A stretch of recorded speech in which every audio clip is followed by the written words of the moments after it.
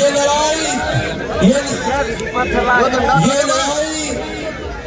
लड़ाई हिमाचल और दिल्ली की तरह हरियाणा में भी बिजली उपभोक्ता को 300 यूनिट बिजली में राहत दिलाकर महंगाई की कमर तोड़ने की लड़ाई है।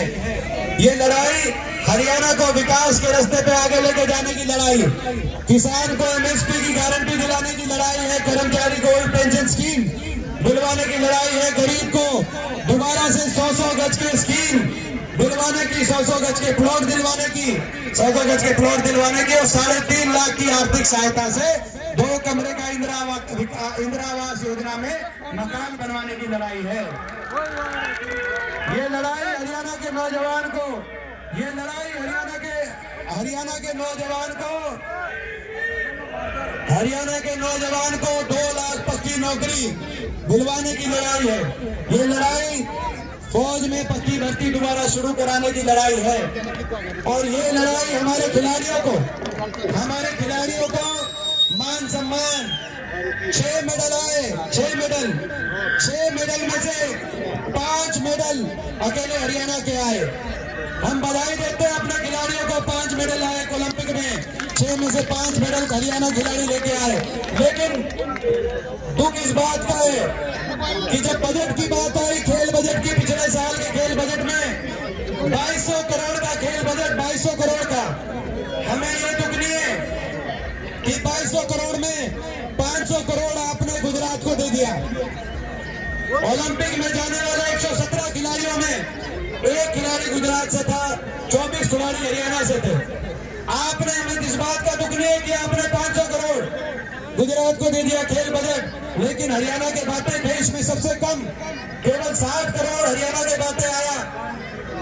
ये किस बात का दर्द है आपको? हरियाणा से 2% खेल बजट हरियाणा को, मेडल हरियाणा के खिलाड़ी लाए 70%, 80%। हमें किसी और प्रदेश से द्वेष नहीं है, लेकिन हमें भी बराबर का बजट आप देखते। और दुख की बात है कि हरियाणा की बीजेपी की सरकार इतना दबाव हो रहा है दिल्ली में, हरियाणा के साथ केंद्र सरकार हरियाणा को बजट नहीं दे रही, मगर दिल्ली की हरियाणा में बैठी हुई सरकार की हिम्मत नहीं है कि दिल्ली में जाके कह दे कि हरियाणा को खेल बजट में भी, बाकी बजट में हरियाणा का नाम नहीं आया, कम से कम खेल बजट में हरियाणा का नाम आया था, दिल्ली जाके कह दे। आज आप देख रहे हैं ये इलाका बड़ी मुश्किल से, जो अपनी सरकार आई थी तो ये इलाका आगे बढ़ा था। अब ये हरियाणा के लोगों ने फैसला कर लिया, सरकार दोबारा आपके आने जा रही है। खरखोदा वालों, ये बताओ, खरखोदा से कोई कमी तो नहीं रह जाएगी? मैं आपसे पूछना चाहता हूँ भाई, ये सीट मैं खरखोदा वालों को कहना चाहता हूँ, ये लड़ाई आपके और हमारे हरियाणा के भविष्य को बचाने की लड़ाई लड़ रहे हैं, आर पार की लड़ाई लड़ रहे हैं। 10 साल से ये जब लड़ाई लड़ते हैं तो देखो, ये लड़ाई लड़ते हैं 10 साल से, आप देखते हो पूरी बीजेपी के निशाने पे भी आते हैं। आपने देखा किसान आंदोलन की बात आई, महिला खिलाड़ी आंदोलन की बात आई, संविधान की रक्षा की बात आई। जब देश की सबसे बड़ी पंचायत में मैं अकेला विपक्ष में एक ही सांसद रह गया था हरियाणा से, आपकी आवाज उठाता था तो सारी बीजेपी टूट के पड़ती थी, लेकिन आपका आशीर्वाद मेरे साथ था। मैं एक कदम मैंने पीछे नहीं हटाया और हमेशा आपके मान सम्मान में कभी कोई कमी देश की सबसे बड़ी पंचायत में आने नहीं दी। इन 10 साल में भी कोई ये नहीं कह सकता कि भाई हरियाणा की आवाज नहीं वहां नहीं पहुंची थी, आपके आशीर्वाद की वजह से। खरखोदा मेरा अपना घर है, खरखोदा मेरा अपना हल्का है। मेरे को देखो, ये 2-4 कलोई के लोग यहाँ पे आए हुए हैं, लेकिन इसमें कोई दो राय नहीं है कि जितना कलोई का आशीर्वाद है भाई, थोड़ा बहुत खरखोदा का आशीर्वाद मैं उसे कम नहीं मान सकता, मेरा अपना हल्का है। देखो भाई ये बताओ, आप सबसे पूछना चाहता हूँ, छत्तीस बिरादरी, ये देखो खरखोदा की सीट कांग्रेस के पक्ष में तो आप दोगे हुड्डा साहब को, प्रदेश के हुड्डा साहब के नेतृत्व में प्रदेश की सरकार बनेगी। खरखोदा विधायक यहाँ से विधानसभा में जो जीत के जाएंगे उनके सहयोग से, लेकिन ये खरखोदा की सीट भाई दीपेंद्र की भी झोली में घालोगे कि नहीं घालोगे, नहीं बता भाई। ये भाई मैं आज ये भाई तो ये आज भाई देखो भाई अपना घर है, अपना घर है। कोई भी बात हो भाई अपना घर है भाई, अपने घर में बैठ के बात कर ले, कोई बात हो। लेकिन भाई खरखोदा से भाई कोई खरखोदा भाई खरखोदा की रिपोर्ट ओके रखोगे कि नहीं रखोगे, नहीं बताओ। अब ये बताओ दूसरी बात। और भाई देखो अगर ये कलोई का रिकॉर्ड तोड़ दोगे तो फिर तो कोई बात नहीं। अच्छा भाई अब चलेंगे, पदयात्रा रहेगी 2 किलोमीटर, ज्यादा लंबी नहीं है। कितने किलोमीटर की? 2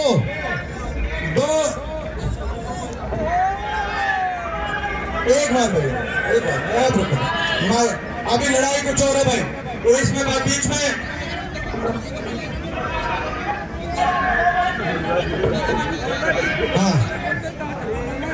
हाँ मुझे पता है उसके भाई। एक बात बताओ, अब चलेंगे 2 किलोमीटर का सफर है, घना लंबा नहीं है, और इनने बता रहे और भी कम कर लिया। तो भाई कौन साथ चलेगा? भाई हाथ आगे बताइए कौन जुड़ता है।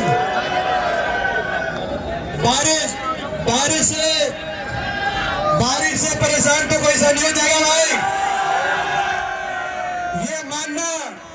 ये मानना बीजेपी वालों को हराने के लिए भाई भगवान का भी आशीर्वाद आपको प्राप्त है, ये मानना भाई। ये जो ऊपर से बरस रहे भगवान, ये गंगा स्नान कराने लग रहा है कि बीजेपी वालों को भगाओ पुण्य पाओ, ये भगवान का भी आशीर्वाद। तो भाई चलेंगे एक तरीके से, सब चलेंगे अनुशासन में। अनुशासन एक बार ऐसे अनुशासन सबसे पहले एनएसवाई वाले तोड़ते हैं, बार ऐसा नहीं भाई। एक और अनुशासन से चलेंगे।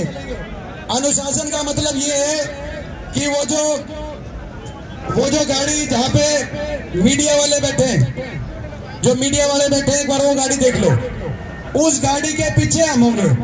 मैं उस गाड़ी के पीछे होऊंगा, सारे लीडर एमपी साहब, विधायक जी, हम गाड़ी के पीछे होंगे। आप सब हमारे पीछे चलना।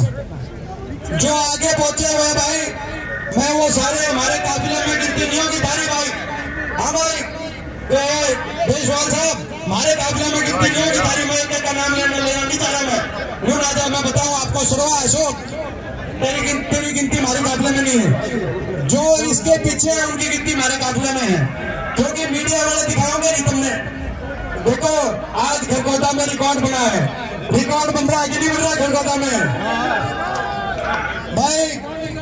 न्यून के तो राम दर्शन लग रहा है, और भाई न्यून के खरगोदा के 36 बिरादरी के लोगों का आशीर्वाद बरसने लग रहा है कांग्रेस पार्टी पे। तो भाई चलेंगे, हम इसके पीछे रहेंगे, आप हमारे पीछे रहना। आगे कोई सा मत जाना, थोड़ा सा आगे कर लें। ये अनूप मलिक और ये सारा जो सिस्टम ले रहे हैं, थोड़ा आगे कर लें क्योंकि लोग ज्यादा है। थोड़ा सा आगे कर ले जुबैर को, हम फिर अभी चल के जुबैर पे आ जाएंगे। बल्कि एक काम करो, गाड़ी वहीं तक ले आओ, थोड़ी सी भाई नजदीक अपना थोड़ी जगह बनाइए भाई। और आगे कोई नहीं भाई, भाई